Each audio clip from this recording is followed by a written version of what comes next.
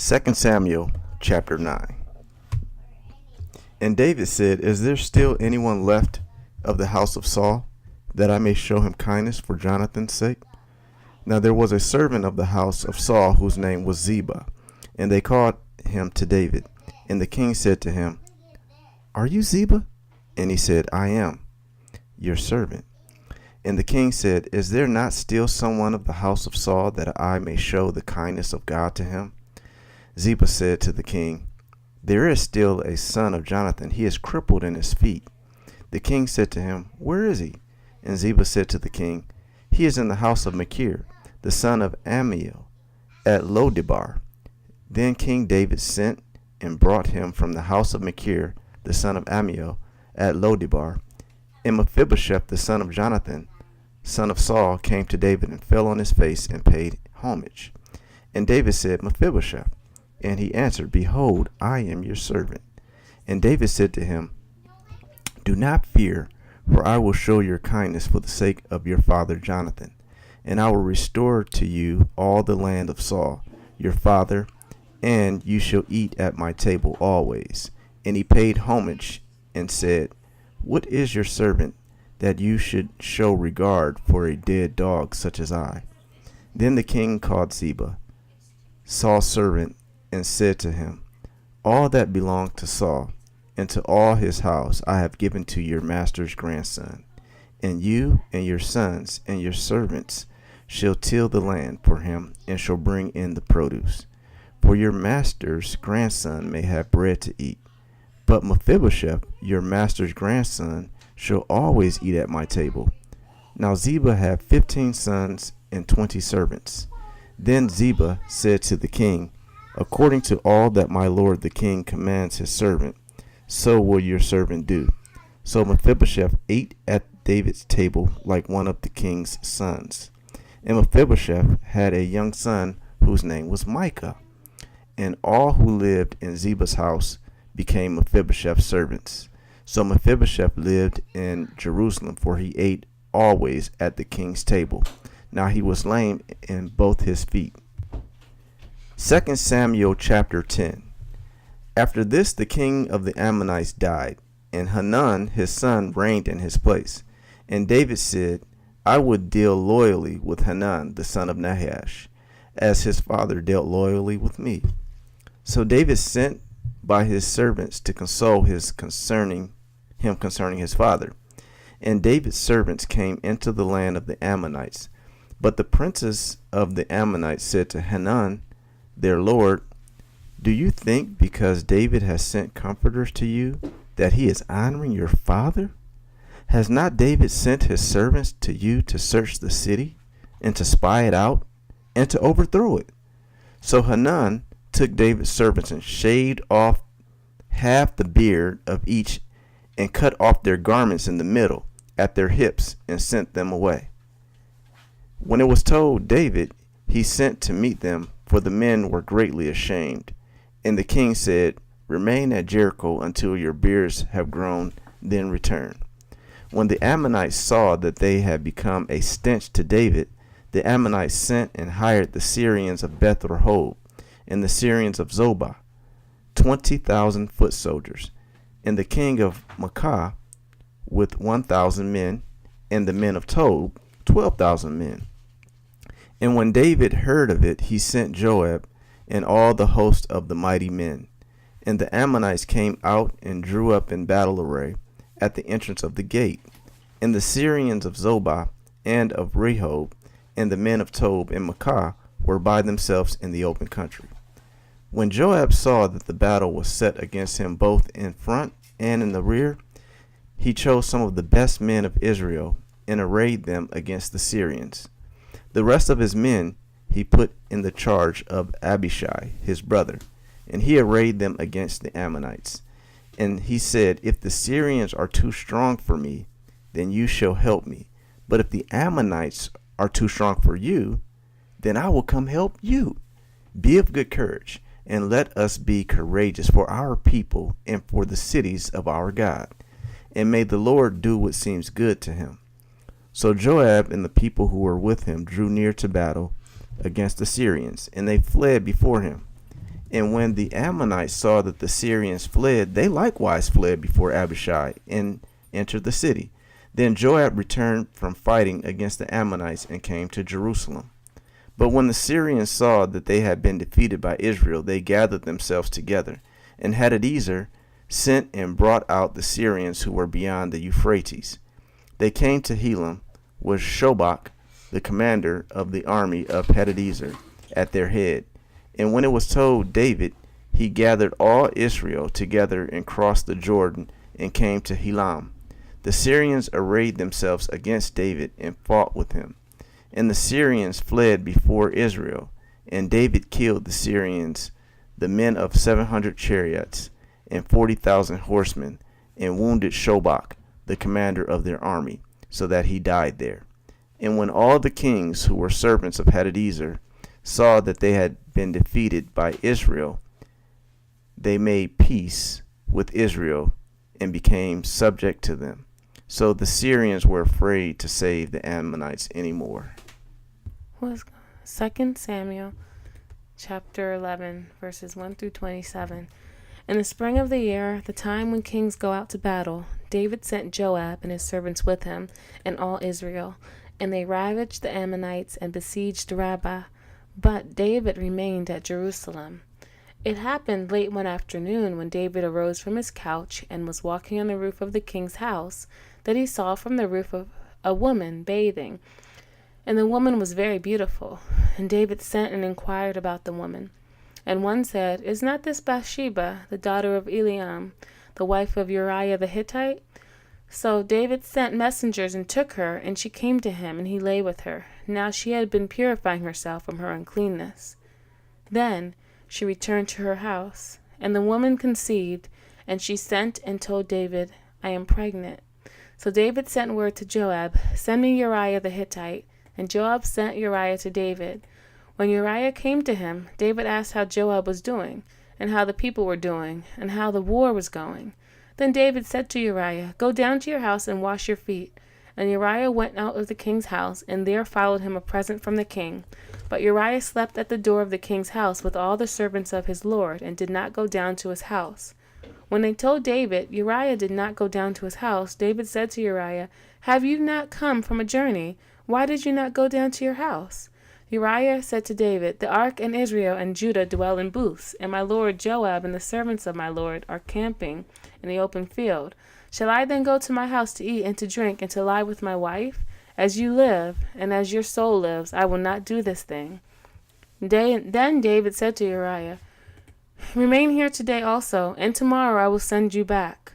So Uriah remained in Jerusalem that day and the next, and David invited him, and he ate in his presence and drank, so that he made him drunk.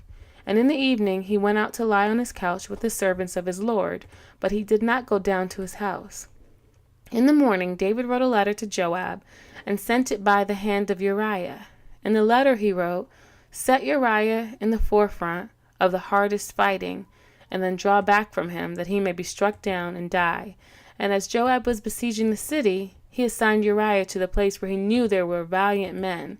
And the men of the city came out and fought with Joab, and some of the servants of David among the people fell. Uriah the Hittite also died.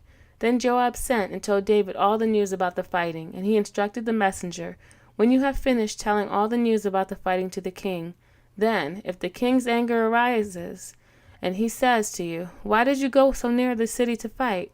Did you not know that they would shoot from the wall? Who killed Abimelech the son of Jerubbesheth? Did not a woman cast an upper millstone on him from the wall, so that he died at Thebes or Thebez?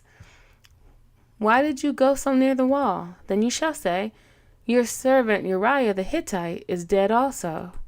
So the messenger went and came and told David all that Joab had sent him to tell. The messenger said to David, "The men gained an advantage over us and came out against us in the field, but we drove them back to the entrance of the gate. Then the archers shot at your servants from the wall. Some of the king's servants are dead, and your servant Uriah the Hittite is dead also." David said to the messenger, "Thus shall you say to Joab, 'Do not let this matter displease you, for the sword devours now one and now another. Strengthen your attack against the city and overthrow it, and encourage him.'" When the wife of Uriah heard that Uriah her husband was dead, she lamented over her husband. And when the mourning was over, David sent and brought her to his house, and she became his wife and bore him a son. But the thing that David had done displeased the Lord. John 15.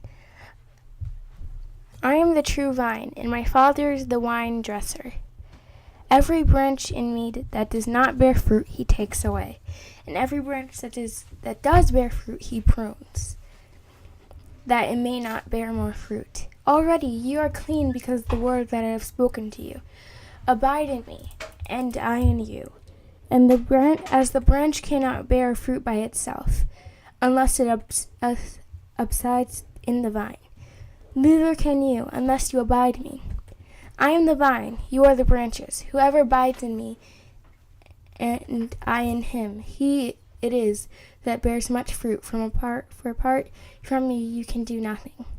If anyone does not abide in me, he is thrown away like a branch and withers, and the branches are gathered, thrown into fire and burned. If you abide in me, and words abide in you, ask whatever you wish, and it will be done for you. By this my Father is glorified, that you bear much fruit, and so prove to be my disciples. As the Father has loved me, so have I loved you. Abide in my love. If you keep my commandments, you will abide in my love, just as I have kept my Father's commandments and abide in his love. These things I have spoken to you, that my joy may be in you, and that your joy may be full. This is my commandment, that you love one another as I have loved you. Greater love has no one than this, that someone lay down his life for his friends. You're my friends, and if you do, I call you servants. The servant does not know what his master is doing, but I have called you friends. For all that I have heard from my Father I have made known to you. You did not choose me, but I chose you and appointed you that you should go and bear fruit, and that your fruit should abide.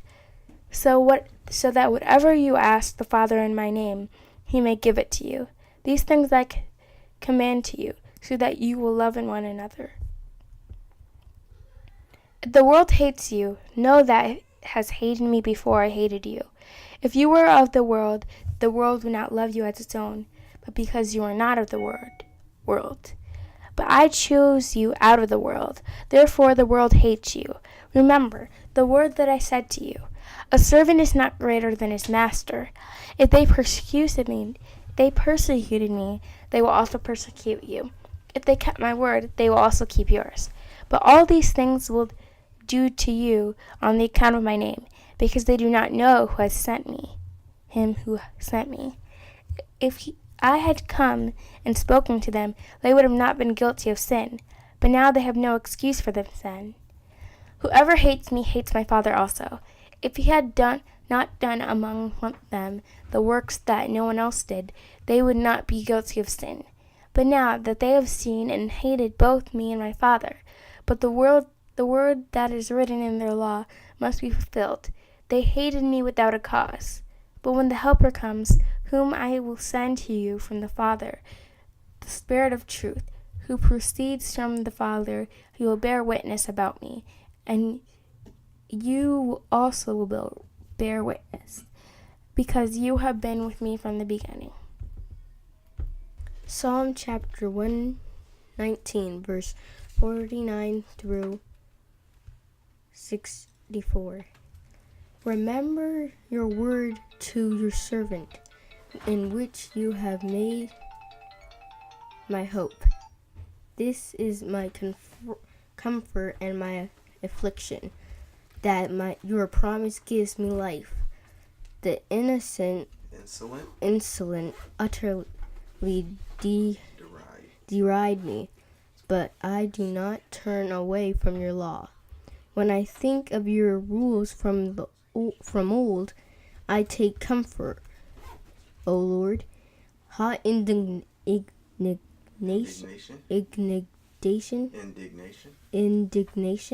seizes me because of the wicked who forsake your law. Your statutes have been my songs in the house of my sojourning. I remember your name in the night, O Lord, and keep your law. This blessing has fallen to me, that I have kept your precepts. The Lord is my portion. I promise to keep your words. I entreat your favor with all my heart. Be gracious to me according to your promise. When I think on my ways, I turn my feet to your testimonies. I hasten and do not delay. I keep your commandments, though the cords of the wicked ensnare me. I do not forget your law. At midnight I rise to praise you because of your righteous rules. I am a companion of all who fear you, of those who keep your precepts. The earth, O Lord, is full of your steadfast love. Teach me your statutes. Proverbs chapter 16, verse 1 through 3. The plans of the heart belongs to man, but the answer of the tongue is from the Lord. All the ways of a man are pure in his own eyes, but the Lord weighs the spirit. Commit your work to the Lord, and your plans will be